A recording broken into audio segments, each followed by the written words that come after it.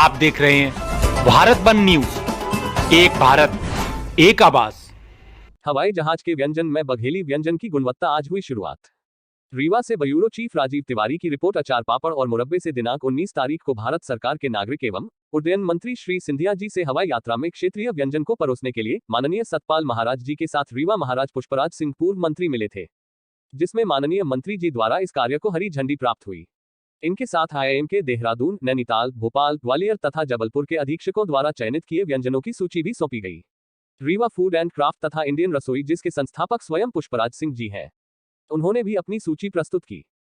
आपको भली भांति इस बात की जानकारी है कि हम लोगों को लगभग 6-8 महीने हो गए हैं और माननीय मंत्री उत्तराखंड सतपाल महाराज जी के साथ और अब हमारे इंफॉर्मेशन कमिश्नर भारत सरकार उदय मोहकर जी के साथ हम लोग मिलके एक प्रस्ताव रखे हैं कि जो खेत से पेट हमारे व्यंजन की एक मूलभूत बात है।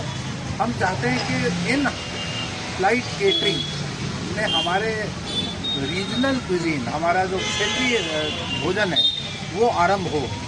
तो आज चयनित करने के लिए पहला कार्य हम लोग अचार से शुरू कर रहे हैं और कुछ मुखवास से शुरू कर रहे हैं और विशेष रूप से वो चीज़ों को लेके जो बघेलखंड और बुंदेलखंड में इस्तेमाल करी जाती हैं, जैसे आंवला हो गया, जैसे बांस हो गया, जैसे कटहल हो गया और भी बहुत सारी चीज़ें हो गई, उनको हम लोग आज देख रहे हैं। अभी आपकी नागरिक उड्डयन मंत्री सिंधिया जी से भी मुलाकात हुई। हाँ, और खासतौर से व्यंजनों को लेके आपने प्रस्ताव रखा था, तो क्या आश्वासन मिला?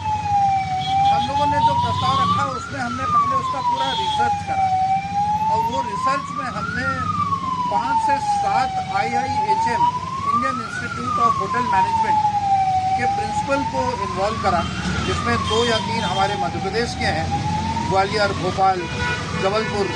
उसी प्रकार से 3 हमारे उत्तराखंड के हैं, 2 हमारे गुजरात के हैं, क्योंकि मोहरकर जी के कारण अब गुजरात भी हमारे साथ जुड़ गया है।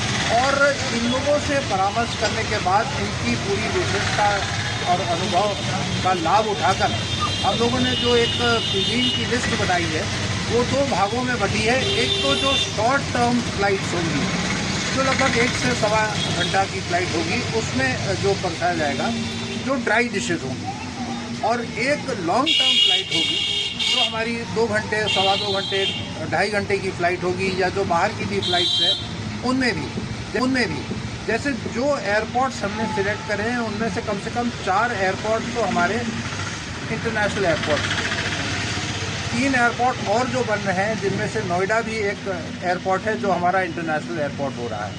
तो उस तरीके से हमने 2 खंडों में इसको बांटा है और एक में सूखे भोजन दिए जाएंगे, दूसरे में जो हमारे हैं गीले भोजन दिए जाएंगे। तो इनको देखते हुए, जैसे हमारे यहाँ कटहल का अचार भी अच्छा बनता है, वो सूखे में चला जाएगा। कटहल की बिरयानी बहुत अच्छी बनती है, मसलहा बहुत अच्छा बनता है, वो हमारे गीले में चला जाएगा। इस प्रकार से इनका चयनीकरण करा जाएगा। बघेलखंड के व्यंजन का अगर हवाई सेवाओं में यात्री जी उसका स्वाद उठाएंगे, हाँ, तो मध्य प्रदेश सरकार की बात आती है, तो कैसे इस पे सरकार का सहयोग मिला? किस तरीके से आगे आपकी क्या बात हुई है? भारत सरकार भी किसानों के लिए बहुत सारी योजनाएं रखी और उसके अलावा मध्य प्रदेश सरकार भी किसान उन्मूलक है और किसान के प्रति बहुत सजग है और उनके लिए काम कर रही है। मैं पूरा का पूरा विश्वास रख रहा हूँ कि माननीय शिवराज जी के नेतृत्व में हमको यहाँ उनका पूर्ण समर्थन मिलेगा। लेकिन इसमें जहाँ तक सरकारी समर्थन है, ये माननीय नागरिक उड्डयन मंत्री जी भी बोल चुके हैं और हम लोग भी जानते हैं, उनका केवल जो रोल है वो मेल मुलाकात कराने का है, राउंड टेबल कॉन्फ्रेंस कराने का है, एयरलाइंस के बीच में और हम लोगों के बीच में संवाद।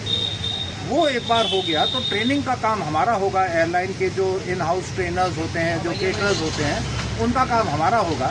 सरकार से हम कोई आर्थिक मदद नहीं चाह रहे हैं, कोई उनका प्रोजेक्ट नहीं चाह रहे हैं, हम कुछ नहीं चाह रहे हैं। सरकार को हम केवल एक कोऑर्डिनेटर के रूप में चाह रहे हैं।